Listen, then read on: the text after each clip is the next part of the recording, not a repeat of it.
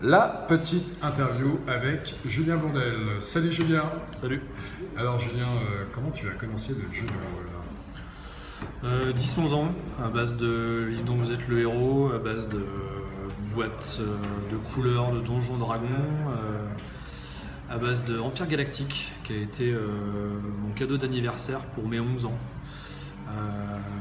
Tu as choisi Empire Galactique pour les illustrations?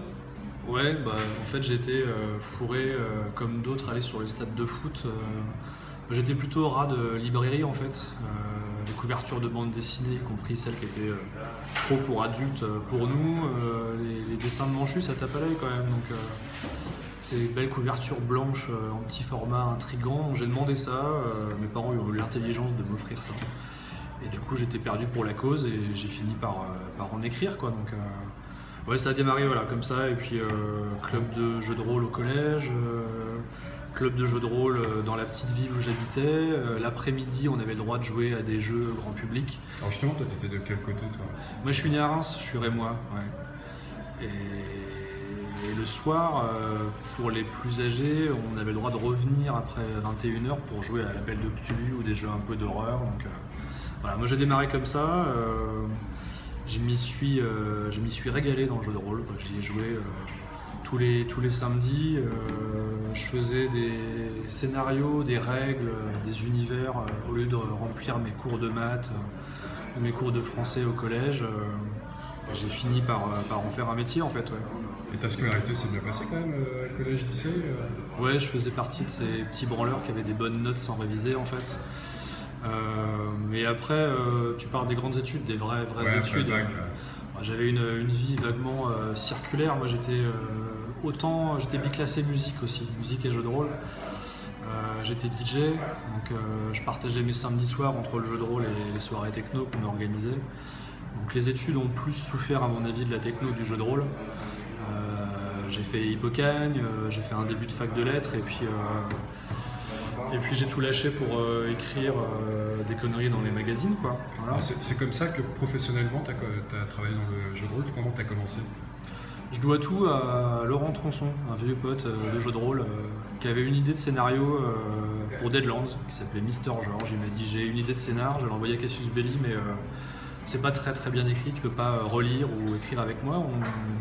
Je lui ai juste filé un coup de main, on l'a envoyé, il a été publié et ils nous en ont recommandé un. Laurent a dit j'ai pas d'idée et moi j'ai dit je prends et j'ai continué en fait. Donc commande de Cassius à l'époque, Zig, Zyrix, Pierre, Tristan, toute cette bande là, et puis j'ai été débauché par Backstab d'en face. J'ai dégagé Croc de sa place de rédac chef, j'ai eu la chance qu'on me propose de faire des jeux, j'ai fait des jeux, prophétie chez Halloween, écrire pour un peu tout le monde. Et moi j'avais un point un peu particulier, j'étais autant pote avec l'équipe Asmodée Syros qu'avec l'équipe Multisim. Je devais être le seul en fait en France, donc ça me permettait de bosser pour tout le monde. Vraiment en mode mercenaire, prendre plein de plaisir à écrire sur tous les univers, des règles, des scénarios, des aides de jeu. C'était cool quoi. Tu te rends compte un jour qu'on te paye pour écrire. Il y a quelques années encore en arrière, tu jouais. Et d'un coup là, ton téléphone sonne, c'est pour te dire tiens, t'es dispo, j'aurais besoin de 20 000 signes pour après-demain. À l'époque où Internet démarrait à peine, où j'envoyais mes fichiers en Express parce que j'avais pas Word à l'époque, tu vois, donc ça prenait du temps quoi. C'était une époque en or en fait, vraiment. Pouvoir écrire des trucs de jeux de rôle et te rendre compte que c'est ton métier. Ouais. Donc là, c'est quoi, c'est les années 90? Ouais, j'ai commencé en 94, 95. Et ça a été 10 ans de mercenariat de jeux de rôle, vraiment quoi. Pas de limite, pas de limite de style.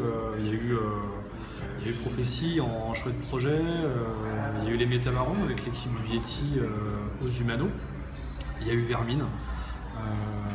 Donc je suis très content parce que c'est une réussite collective, une réussite de projet collectif. On était nombreux à travailler dessus, des dessinateurs, des auteurs, et le résultat au final, on est tous très contents. Voilà, c'est ça, c'est une dizaine d'années d'écriture où j'ai découvert qu'on pouvait en faire son métier si on le décidait en fait. tout simplement, quoi. Et après ça, justement, jusqu'à maintenant, qu'est-ce qui s'est passé? L'enfer de la drogue et de la prostitution, comme tout le monde. Non, j'ai continué de rencontre en projet dans le jeu vidéo, dans la bande dessinée, via les Humanoïdes Associés. J'ai eu la chance de faire quelques projets BD en scénario, donc de rencontres de dessinateurs. C'est passionnant aussi la BD, t'es pas tout seul, t'es à l'origine peut-être d'une partie de l'idée ou de l'histoire et tu dois communiquer avec quelqu'un qui a un talent que t'as pas, qui dessine, qui met en couleur, qui encre.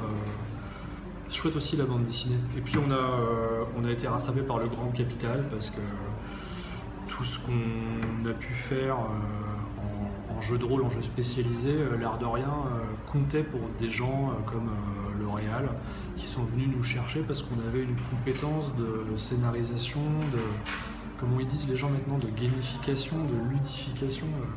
On pouvait rendre cool quelque chose de potentiellement très chiant qui était le recrutement ou l'évaluation psychologique. Donc on s'est mis à faire des business games avec des crapules comme Sébastien Célerin, qui je sais beaucoup d'ailleurs s'il a internet.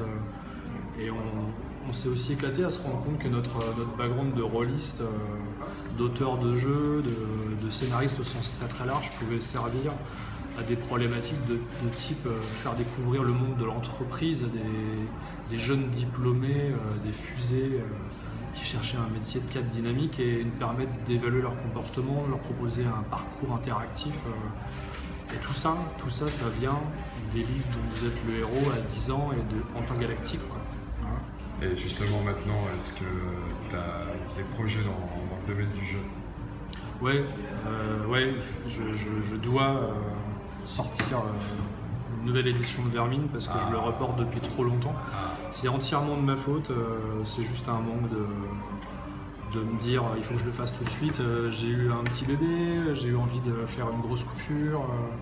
J'ai rencontré des gens très cool qui m'ont dit il faudrait refaire un truc sur Vermine. Je lui ai dit bah t'as raison, je suis juste une grosse truffe et j'ai jamais trouvé le temps de m'y mettre. Donc ce serait la prochaine étape, ouais. On va faire une édition de Vermine qui permette à des gens qui le cherchent de retrouver et d'y jouer, quoi. Ouais. Très bien. Merci Julien. Avec plaisir. À bientôt. Ciao.